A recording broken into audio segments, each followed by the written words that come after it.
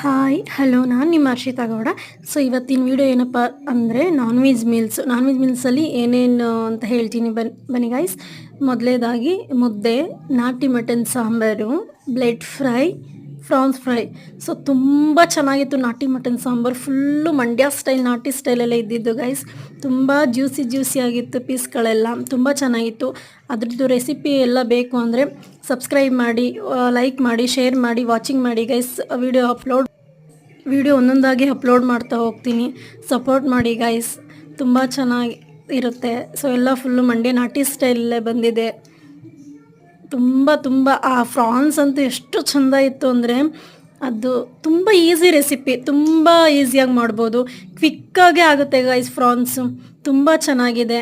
So ಅದು ರೆಸಿಪಿಗಳೆಲ್ಲ ಒಂದೊಂದೇ ಆಗಿ ಅಪ್ಲೋಡ್ ಮಾಡ್ತೀನಿ. So thank you so much, take care.